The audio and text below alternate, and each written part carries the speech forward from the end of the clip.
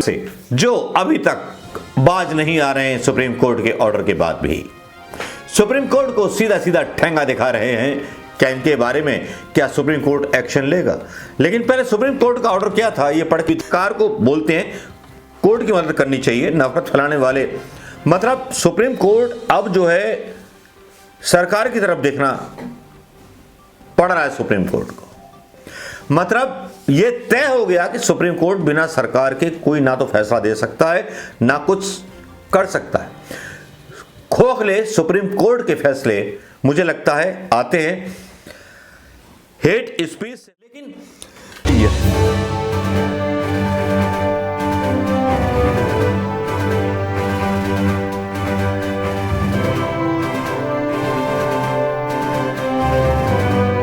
दोस्तों नमस्कार, मैं मनोज शर्मा। आप सबको धनतेरस की शुभकामनाएं, सारे दोस्तों को, सारे सब्सक्राइबरों को। जी हां दोस्तों, आज शुभकामनाएं तो हैं, शुभकामनाओं के साथ बैड कामनाएं भी हैं भारतीय जनता पार्टी के उन चैनलों के तरफ से जो अभी तक बाज नहीं आ रहे हैं सुप्रीम कोर्ट के ऑर्डर के बाद भी सुप्रीम कोर्ट को सीधा सीधा ठेंगा दिखा रहे हैं क्या इनके बारे में क्या सुप्रीम कोर्ट एक्शन लेगा। लेकिन पहले सुप्रीम कोर्ट का ऑर्डर क्या था ये पढ़ के आपको जगाना चाहूंगा, जनता को बताना चाहूंगा सुप्रीम कोर्ट का क्या ऑर्डर था और किस तरह से उन्होंने न्यूज चैनल को फटकार लगाई थी। हेट स्पीच पर सुप्रीम कोर्ट के न्यूज चैनल को फटकार, नफरत को रोकना एंकर की जिम्मेदारी, सरकार इस पर आंख मूंद कर क्यों बैठी है। न्यूज चैनल भड़काऊ बयानबाजी का प्लेटफॉर्म बन गए हैं। प्रेस की आजादी अहम है लेकिन बिना रेगुलेशन के टीवी चैनल हेट स्पीचेस का जरिया बन जाते हैं, ये बोलता है सुप्रीम कोर्ट। लॉक कर दिया जाए। चलिए साहब, लॉक कर दिया। दैनिक भास्कर की ये रिपोर्ट है तो लॉक कर दी हमने। अब लॉक करने के बाद आगे सुनिए। सुप्रीम कोर्ट ने हेट स्पीच से भरे टॉक शो और रिपोर्ट टेलीकास्ट करने पर टीवी चैनलों को जमकर फटकार लगाई। हेट स्पीच से जुड़े याचिकाओं पर सुनवाई करते हुए जस्टिस के.एम. जोसेफ और जस्टिस ऋषिकेश रॉय की बेंच ने बुधवार को कहा यह एंकर की जिम्मेवारी है कि वे किसी को नफरत भरी भाषा में बोलने से रोके। बेंच ने पूछा कि इस मामले में सरकार मूक दर्शक क्यों बनी हुई है, क्या यह एक मामूली मुद्दा है। सरकार ने दिखा दिया है सुप्रीम कोर्ट को बाबा जी का घंटा। कोर्ट ने कहा है कि अभिव्यक्ति की स्वतंत्रता जरूरी है लेकिन टीवी पर अवध भाषा बोलने की आज़ादी नहीं दी जा सकती। ऐसा करने वाले यूनाइटेड किंगडम के एक टीवी चैनल पर भारी जुर्माना लगाया गया। हम नफरत को हवा नहीं दे सकते, सुप्रीम कोर्ट ने कहा। यूके में एक चैनल पर भारी जुर्माना लगा था, हमारे यहाँ ऐसा नहीं है, उनसे सख्ती नहीं हो सकती। अगर मंजूरी मिलती है तो हम जुर्माना लगा सकते हैं। तो मंजूरी ये सुप्रीम कोर्ट लेगा कैसे। यूके का हवाला देता है सुप्रीम कोर्ट और उसके बाद बोलता है कि एक चैनल पर भारी जुर्माना लगा दिया गया था, हमारे यहाँ ऐसा नहीं है, हम सख्ती नहीं करेंगे। अगर मंजूरी मिलती है तो हम जुर्माना लगा सकते हैं। तो मंजूरी क्या प्रधानमंत्री या गृह मंत्री या कानून मंत्री से लेनी पड़ेगी। सवाल ये उठता है। फैसला तो आया ये दिखाने के लिए कि इंटरनेशनली हिंदुस्तान में सब सही है, हमें पता होना चाहिए रेखा कहाँ खींचनी है। सुप्रीम कोर्ट बोलता है मेन स्ट्रीम मीडिया या सोशल मीडिया चैनल बिना रेगुलेशन के हैं। ये देखना एंकर्स की जिम्मेवारी है कि कहीं हेट स्पीच ना हो। प्रेस की स्वतंत्रता महत्वपूर्ण है, उन्हें अमेरिका जितनी आज़ादी नहीं है, लेकिन ये पता होना चाहिए कि सीमा रेखा कहाँ खींचनी है।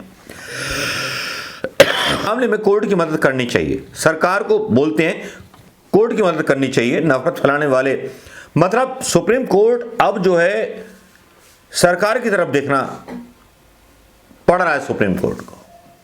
मतलब यह तय हो गया कि सुप्रीम कोर्ट बिना सरकार के कोई ना तो फैसला दे सकता है ना कुछ कर सकता है। खोखले सुप्रीम कोर्ट के फैसले मुझे लगता है आते हैं हेट स्पीच से फायदा सिर्फ नेताओं को। आगे कोर्ट बोलता है कि सुनवाई के दौरान कोर्ट ने कहा कि हेट स्पीच से राजनेताओं को सबसे ज्यादा फायदा होता है और टेलीविजन चैनल पर उन्हें उसके लिए मंच दिया जाता है। सीनियर एडवोकेट संजय हेगड़े ने कहा चैनल और राजनेता ऐसी हेट स्पीच से ही चलते हैं। चैनलों को पैसा मिलता है इसलिए वे 10 लोगों को बहस में रखते हैं। इस मामले में नवंबर में होगी सुनवाई। लेकिन जो ये सुप्रीम कोर्ट का फैसला आया जो भी था, हालांकि सुप्रीम कोर्ट का फैसला इंडिपेंडेंट नहीं था। ये आपने इसे समझ लिया होगा। लेकिन हमारे टाइम्स की एक डिबेट में कुछ इस तरह का कवि सम्मेलन आयोजित किया गया जो केवल एक पार्टी को सपोर्ट कर रहा था, योगी और मोदी को सपोर्ट कर रहा था। क्या उसको सुनना चाहेंगे आप? चलिए सुनवा देते हैं। नदी में केवल रक्त बहा जाता था, आज वहां पर लाखों दीपों का प्रकाश तैरता है। ये परिवर्तन हम लोगों ने देखा है। कुछ पंक्तियां, एक कविता मैंने श्री राम मंदिर के ऊपर लिखी, वो पंक्तियां मैं आप लोगों से इस कार्यक्रम का संचालन कर रही हैं। मैं निवेदन करता हूं, ये एक ऐसा चैनल टाइम्स नाउ नव भारत जो वास्तव में भारत की नव चेतना को प्रसारित कर रहा है। शायद अन्य चैनल इस बात को दर्शा ना सके। मैं हिम्मत को दाद देना चाहता हूं ऐसे चैनल की। एक बार आप तालियों से स्वागत है। जो आया वक्त दिवाली का, फिर अवध में दीप जगाओ तुम। जो आया वक्त दिवाली का, फिर अवध में दीप जगाओ तुम। श्री राम लला के अभिनंदन में रंग अबीर उड़ाओ तुम। श्री राम लला के अभिनंदन रंग उड़ाओ तुम। प्रभु राम को 14 वर्षों तक का ही वनवास मिला। प्रभु राम को राम भगवान ने केवल 14 वर्ष काटे थे, लेकिन हमारे राम लला ने कितना समय काटा उस तंबू टेंट में, ये सब आप लोग जानते हैं। तब पंक्तियां कोशिश करता हूँ कि तो आया वक्त दिवाली का, फिर अवध में दीप जगाओ तुम। श्री राम लला के अभिनंदन में रंग अबीर उड़ाओ तुम। प्रभु राम को 14 वर्षों का तक का ही वनवास मिला। राजपाट वैभव तज बन बन घूमे, दुख संत्रास मिला। वो वन का दुख मेरे रघुवर के, वन का दुख मेरे रघुवर के, विस्थापन से आधा है। राम लला का दुख बनवासी प्रभु राम से ज्यादा है।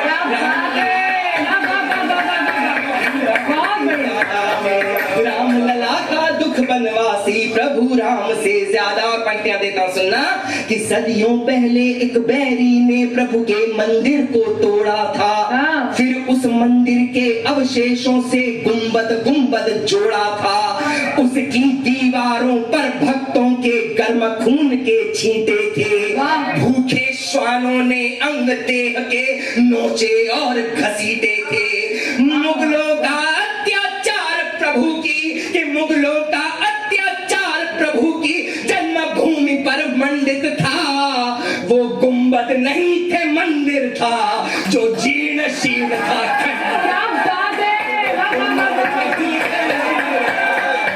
भगवान श्री राम की, मर्यादा पुरुषोत्तम श्री राम की पंक्तियां पढ़ता हूं सुनना कि तब से बैठे श्री राम लला उस जन्मभूमि के छप्पर में। कि तब से बैठे श्री राम लला उस जन्मभूमि के छप्पर में। सोने की लंका जीतने वाले मौन रहे उस खप्पर में। सत्ता बदली, सिंहासन बदला, बदली न्याय की परिभाषा। बदला वक्त तो बुझे हुए मन में जागी एक अभिलाषा। सर्वोच्च न्याय के मंदिर ने, कि सर्वोच्च न्याय के मंदिर ने सर्वोच्च फैसला पढ़ डाला। कि सर्वोच्च न्याय के मंदिर ने सर्वोच्च फैसला पढ़ डाला। न्याय तूलिका से मंदिर का चित्र अनुपम कर डाला।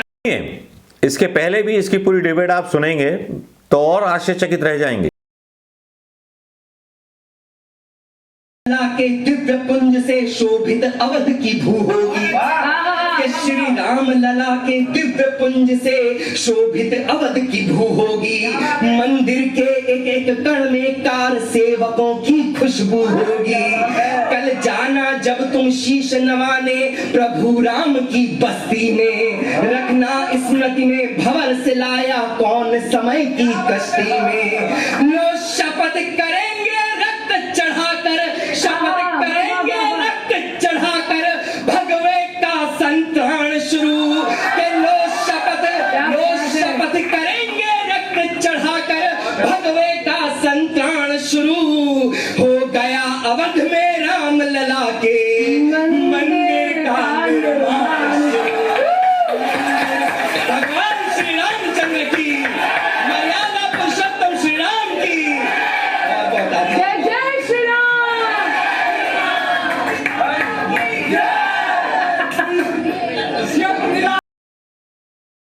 योगी और मोदी का जो था ब्रह्म ज्ञान और ज्ञान गाते रहे ये लोग।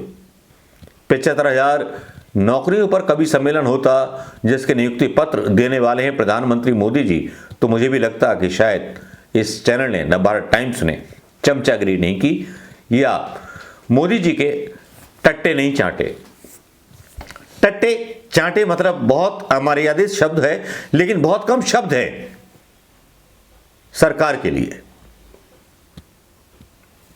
ये आपने देख लिया होगा दोस्तों। देखने के बाद आपकी आंखें शायद अगर खुल गई होंगी, नहीं खुल गई होंगी, मैं नहीं कह सकता। सुप्रीम कोर्ट का एक फैसला आता है, उसको जो है जूता और ठेंगा दिखाया जाता है, तो बाकी समझ में नहीं आता कि हिंदुस्तान किस तरफ है। और अपनी मजबूरी भी जाहिर कर देता है सुप्रीम कोर्ट कि हमें ऊपर से ऑर्डर मिलेगा तो। यानी कि सुप्रीम कोर्ट से बड़ी कोई अथॉरिटी क्या गृह मंत्री हैं या कौन है, ये तो बताना पड़ेगा ना। नमस्कार, जय हिंद दोस्तों। कितने मिनट